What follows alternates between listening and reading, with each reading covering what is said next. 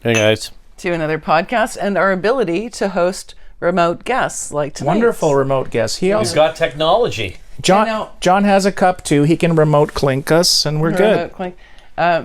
So tonight we're talking to John Davis, and this is I know John from the past. We've done a number of lectures together, like events where we were both speakers, and so I've had the pleasure of being able to speak to him about his work in the past.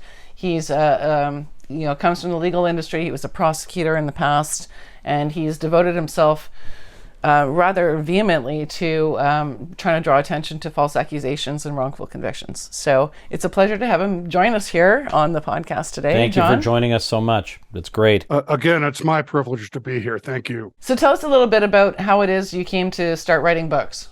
I kept my mouth shut for about 45 years in the legal profession. And I was... That's a long time. I was in and out of the government and tried more cases than you would believe. I mean, over 1,000 cases. Well, yeah, close to 1,000 cases.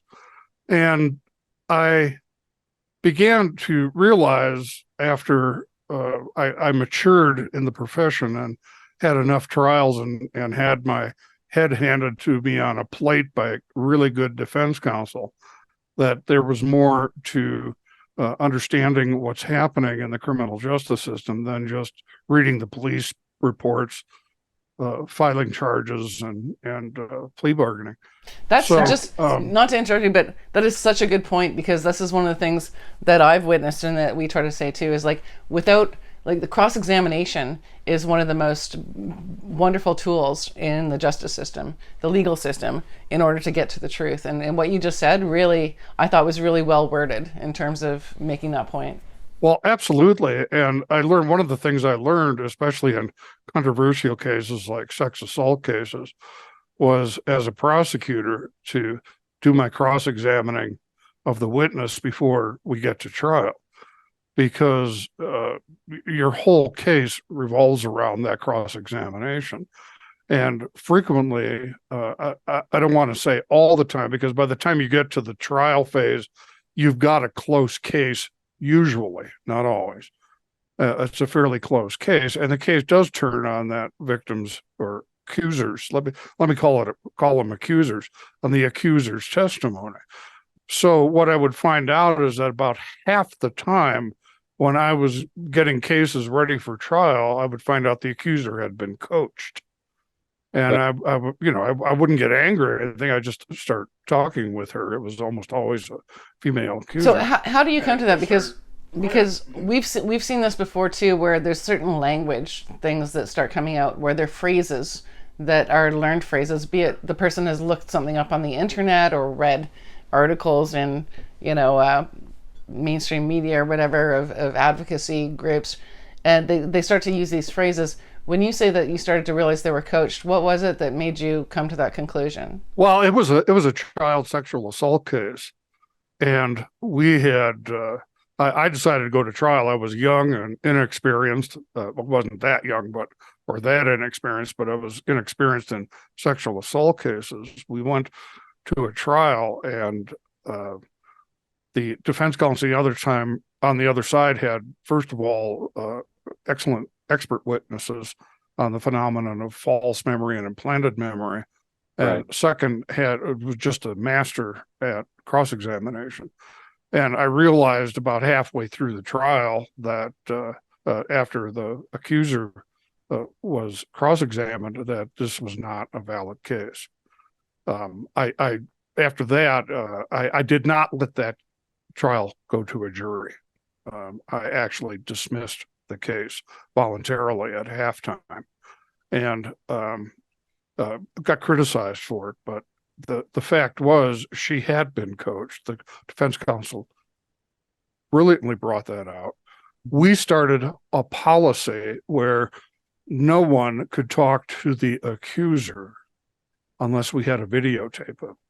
And that really cut down on the false cases that were coming in the door, because what we call in the United States victim advocates, I mean, they were literally pumping these children full of false memories, narratives that they read about in in books that they expected child victims to be relating to the court and things like that. So we demanded that if don't even bring us a case unless you've got videotapes of all contact by law enforcement, victim advocates, counselors, therapists, expert witnesses.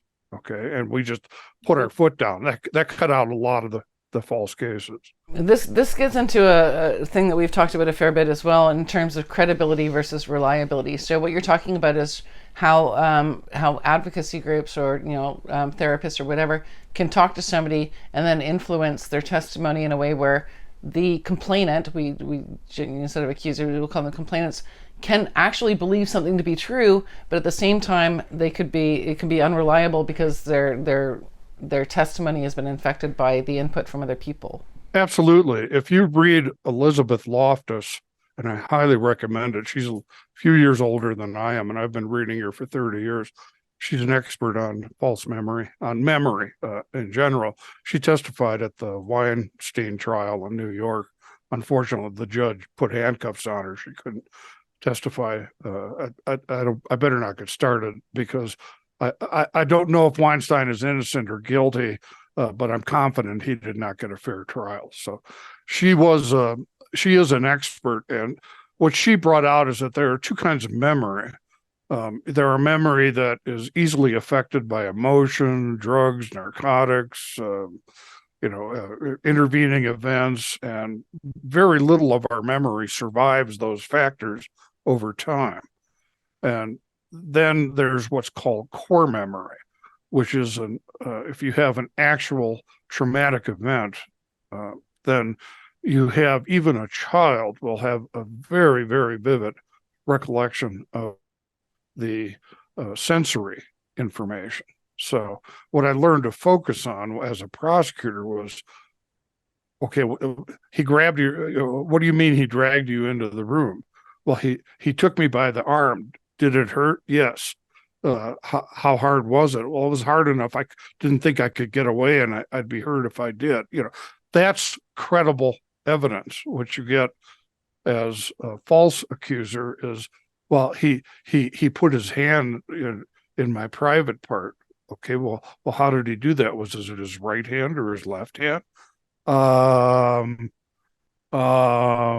Were you wearing clothing at the time? How did you get your clothing off? They can't answer anything. Yeah. So I learned as a prosecutor to focus on that evidence before I took a case to trial, and that took me a couple of losses where I realized I really screwed up by going to trial on it. In those child cases, who were the defendants? Were they related? Were they relatives? A father? Was this a divorce situation? This was the first one I just documented to you was, and the woman was trying to get the guy out of the girl's life. I don't remember if she was his natural daughter, and it was very much attached to a divorce case where she was splitting up with him and she didn't want him around.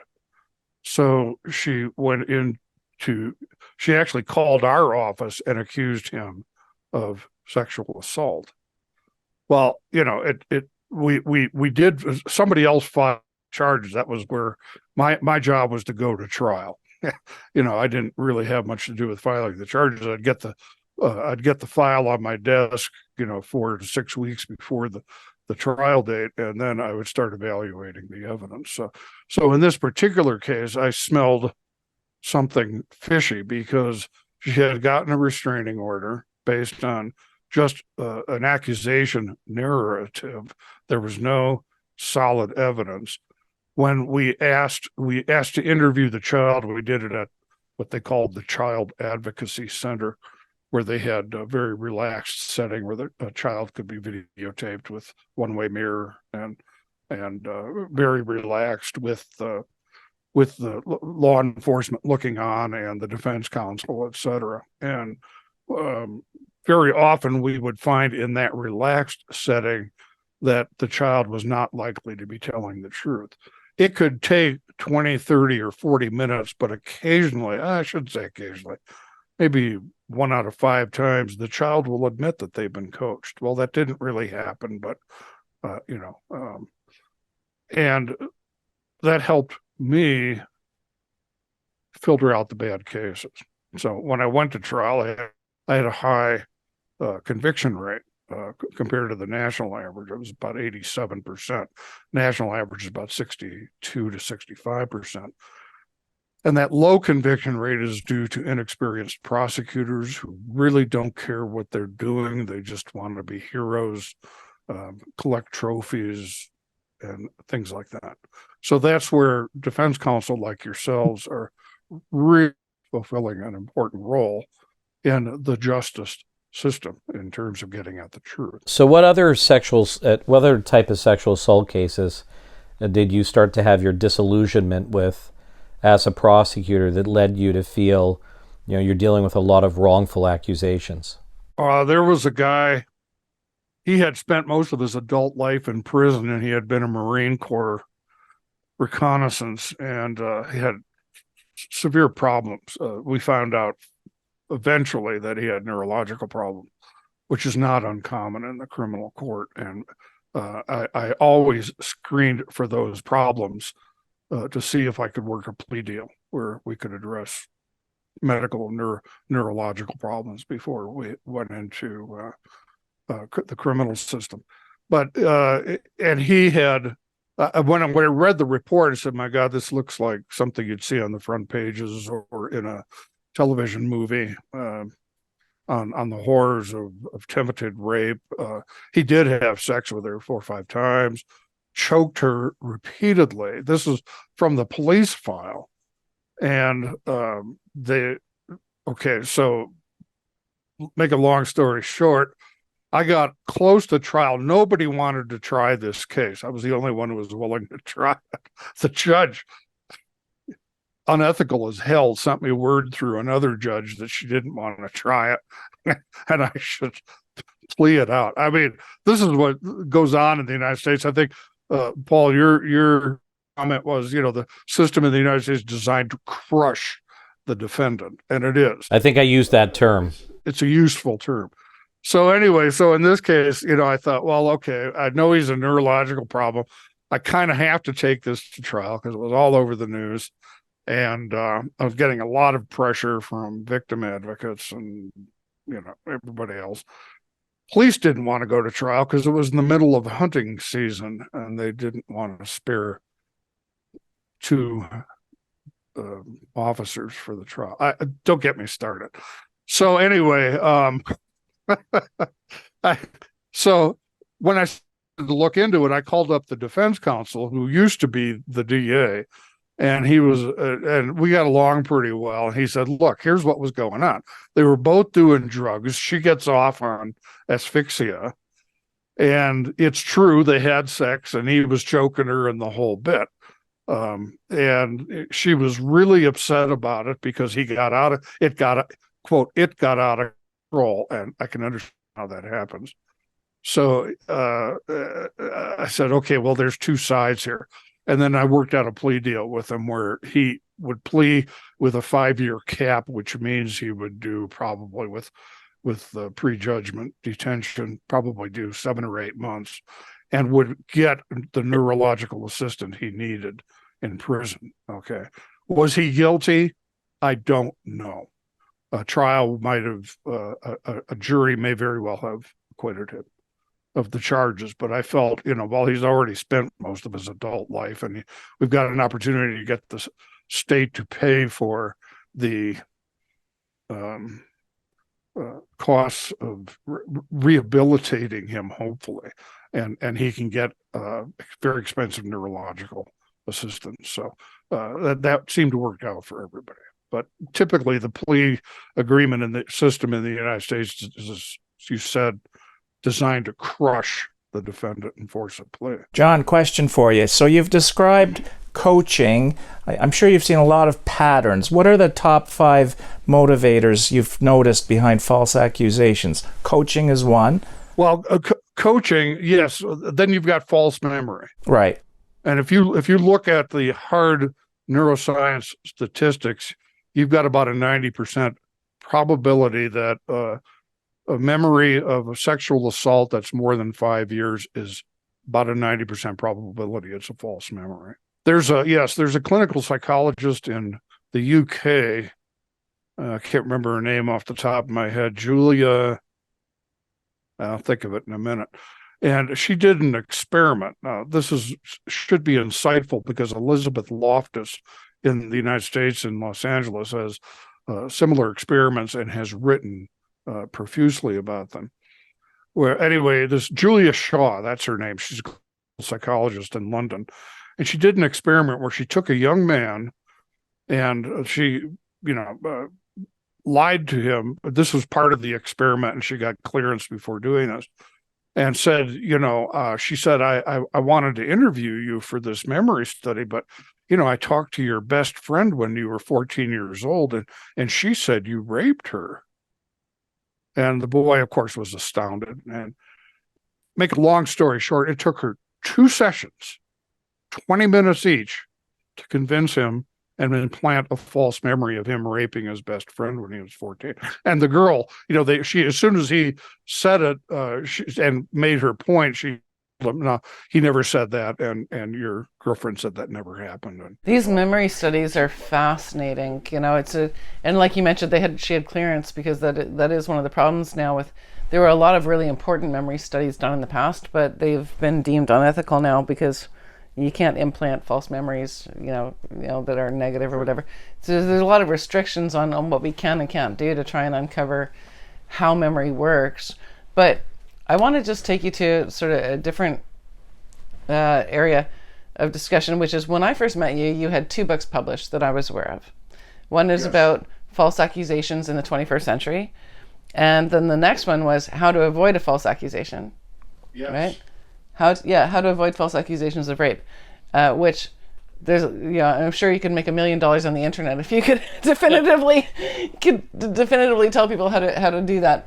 But you've come out with a number of books since then, which I'm really intrigued by, which have focused a little bit on pointing out women's violence and the fact that women do rape men sometimes. Oh, yes. So can you tell me how it is you got to writing more in that nature? Well, it goes hand in hand with my work. I still work. I'm retired, but I still have a practice in the United States Supreme Court. I limit it pretty much to that.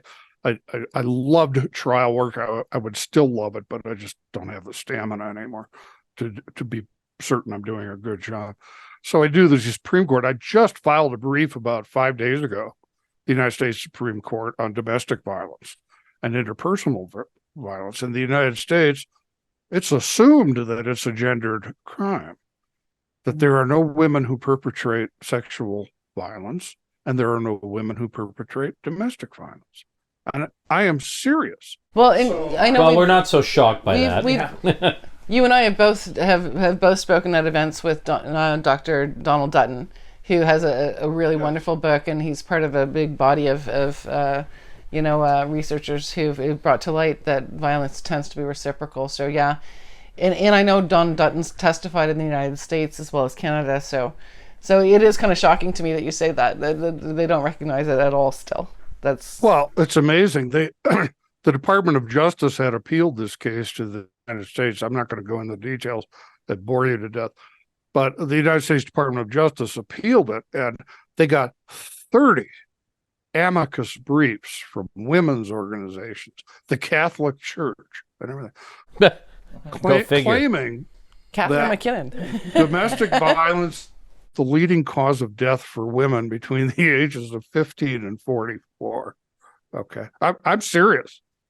And that domestic violence is what do we call it here? Femicide? Femicide, yeah. Yeah, they refer to it in Canada as femicide. In other words, men kill women, and it's not homicide, it's and they femicide. Claim that men kill 4,000 women a year. So I know better. I spend a week and do the research. Yes, men do kill 4,000 women a year. Women kill 3,000 men a year. And in addition, in 50% of the cases, when men kill women, they're acting in self-defense. Okay. Because 50% of domestic violence is reciprocal, where both parties are committing violence against each other. And as John Dutton points out, where it's not where it's only one-sided, it tends to be slightly more often the woman who's the one who's the aggressor.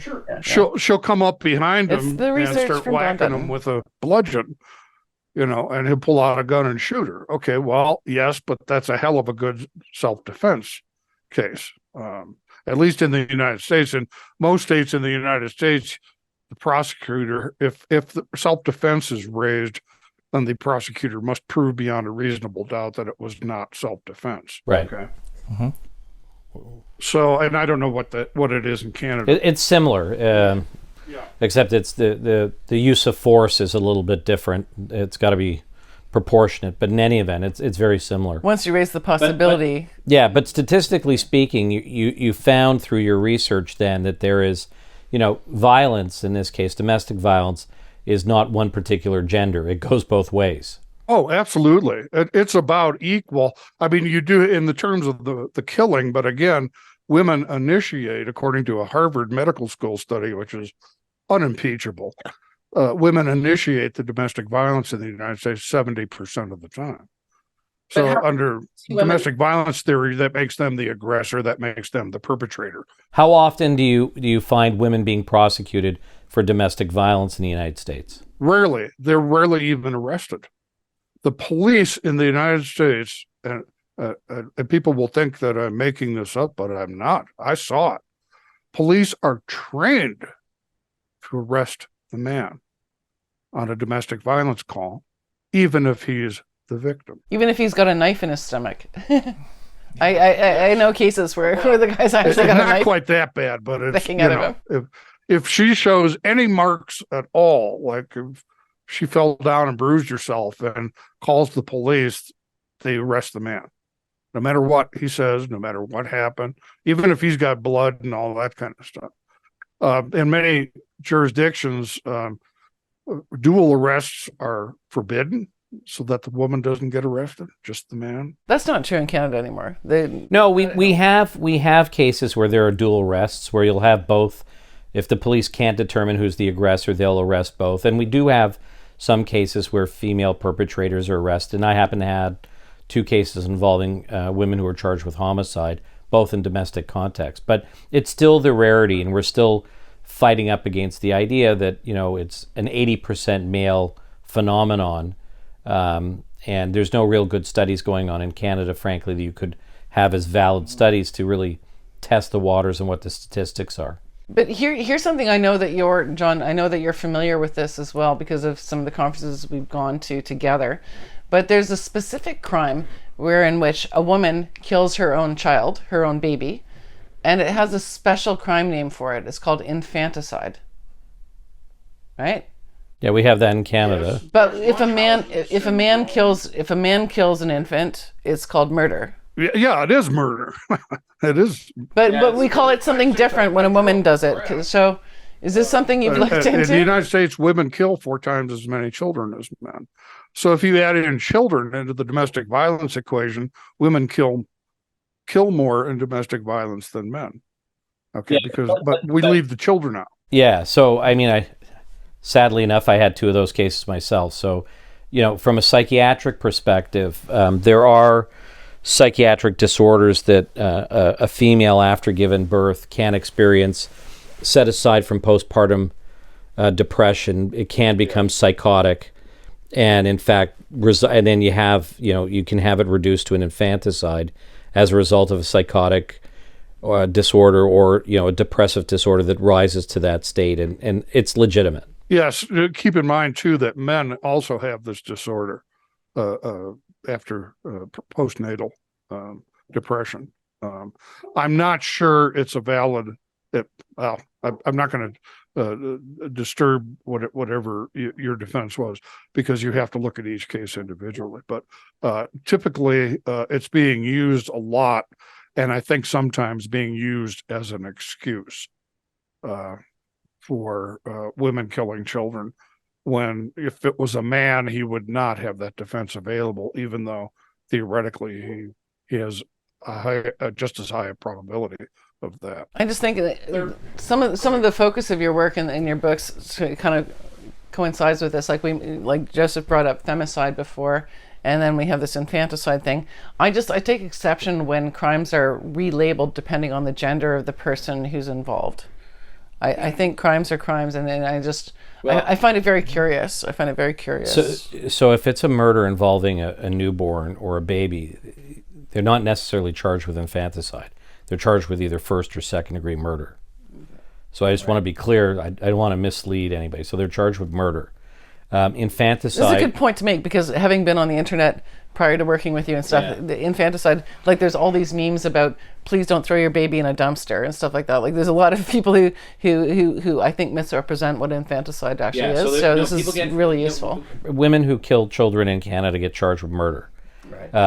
And infanticide is a lesser included offense where you have a lesser penalty if you're able to meet a defense on a balance of probability to establish the psychiatric disorder. So they're very much but it's charged different than NCR, though. It's different than NCR. If you can prove a full-on NCR, so that's not criminally responsible. Then that would be something else. But there are cases where women go down on first or second degree murder for killing of children, and it leaves aside that period of time shortly after the birth. So unfortunately, in my career, I've had those cases, so they're very, very difficult to deal with. But they do go down on murder. But femicide is... What's that? I'm sorry, we don't really have a lesser included offense like infanticide, but it typically will get kicked down to negligent homicide or manslaughter. Yeah. But sort of moving on from that, I mean, you've done such a large body of work with respect to, wrongful accusations. My curiosity with you really is about, as a former prosecutor who's now delved into this area, what are your feelings, and what's your very valid studied opinion on when we're faced with the myth that there's no false sexual allegations by adult women against men? Well, it's because that goes on here. It's a problem for all of us, because it's gotten to the point of hysteria. The epicenter of it is England. And it always has been. The English culture has always had hysteria about sex misconduct. And it goes back 2,000 years to the legend of Boudica, where they said, well, yeah, the Romans raped my teenage daughters. Well, the historians say that never really happened. That's just the legend. But it was how you motivate 70,000 high testosterone young men to do stupid things like burn down London, kill 250,000 people, and attack the Roman Empire. Okay, and we've used that in recent wars. A big gorilla in a Pickerstaub, carrying a young woman away. Join up now, the U.S. Army. Don't let this beast. And so it's cultural to a large extent. Then you have the media that's been exploiting sex for 50 years and portraying it as something that's not, and that's not real, that all men are sex-crazed maniacs, et cetera, et cetera. And you add those two things together, and a lot of the false accusations are rising out of that hysteria. Yeah, well, like you mentioned too, it's just like men rising up in arms to defend the reputation of a woman or something. I mean, that's, as you know from our history and the things we've talked about before, that's a whole other nest that you could dive into in terms of how women get men to, and why men like to champion women and stuff like that. But and it varies from man to man. It's a predictive test that a test that can be done by clinical psychologists. What is the protective degree of protectiveness that a man has in his personality? It's a fascinating and important area of conversation, which we'd love to have you back again so we can talk about it more. It's just we're running a little bit short on time, so leave us with one piece, one wise comment from you before we let you go. Words of wisdom, John. Words of wisdom. False accusations of rape are the mirror image of rape itself. It's designed to exert power and control over the victim of the false accusation, and to do it by proxy through the system. That's what I'd leave you with. Well said, because the devastating effect on the accused person, when they're falsely accused, is nobody seems to even care anymore, and it's so important because it's life destroying, and in fact sometimes, as we've discussed, people kill themselves over it. Right. Yeah. Oh, sure. It's completely devastating. Well, but can't thank you enough for having you on. We'd like to have you back if that'd be okay. Love to. Hope we get another chance sometime soon. And I hope you have a good week. You too, and be well, and we look forward to speaking to you soon. He's facing very similar things to what we are. Right. And, whether, it comes from a hysteria that's rooted in culture or history or not, I think it's more a bit of a dynamic which has developed of recent, where there's just this shift and to try and just negate that there's any type of false accusation. And when we have people who are on talking about it, who studied it in the United States, we've got memory experts, and then for people to continue to promulgate the notion that there are no false accusations is just to deny, like I said, like the sun will rise tomorrow. But I think there has been for a long time, not just recently. I think there is an hysteria around sexuality, and that's whether who controls sexuality is like there's always an obsession around sexuality, and I think for like I've said before, feminism fought to advance so that women can come to the stage as an equal partner. And I think we've really gone backwards, where we've come to this point again where we're just saying women are always victims. Oh, you're women victims are all helpless over again, yeah. And all this other stuff. And it's completely the opposite goal of feminism. Well, it's a shame when it's driven by hysteria Right. and political agendas sometimes. It's not a conspiracy. It's a shame when there's a breakthrough, because there's a lot of positive things that came through to understanding certain power dynamics and people who did exert influence and did assault people and commit criminal offenses, but then you go too far. And then we litigate it in the media, and then we cancel people without due process or evidence. You know why? Because there's a lot of money to be made by being a victim nowadays. There's a lot of money. It's a big money industry. Well, the industry itself is big, is it not? Psychologists, social workers, advocates. I mean, you've got an entire system. We found a bunch of cases where there's fraud from women's groups that are shelters or whatever, and they've all been, using the system to get money. Like there's actually been cases that have been prosecuted on this. There's a lot of money involved in this, and we have to keep that in mind. Yes, there are real victims. Yes, we should care about them. But it's the same thing as just don't throw your money away to some charity because they say they're doing something. It's like you have to understand that there's sometimes a little bit more going on behind what it is you're being told, why you're being told it, and where all this money is actually being spent. So what are his books again, in case any of our viewers want to grab them? He's got 6 books that are listed on they're Amazon. all on Amazon, yeah. And he's got How to Avoid False Accusations of Rape, which I'm sure everybody would like to. His name is John Davis, spelled like you would expect, John Davis, John Davis. And if you look that up with false accusations, you will find his entire list of books available on Amazon. Oh, that's fantastic. Well, yeah, I've known John for probably 7 years now, and he's wonderful. He's a sincere advocate, and he's been doing a wonderful job. And so nice to talk to him on that note, thank you for a great show, and thank you everybody for viewing and watching. And if you where's the pillow? There's one right here. Do it, Diana. Do it. Oh, I got pillows. You do the pillow talk. Don't forget to like, comment, subscribe, and also share. And we mean that sincerely. No, and we're getting mail actually from people who are watching the program. So I just got one I'm going to open up. So keep them coming. We love it. Thank you very much, and have a good night. Yes, have a good night. I just love the pillows. I love the pillow. They're comfy. It's cushy. It is very cushy.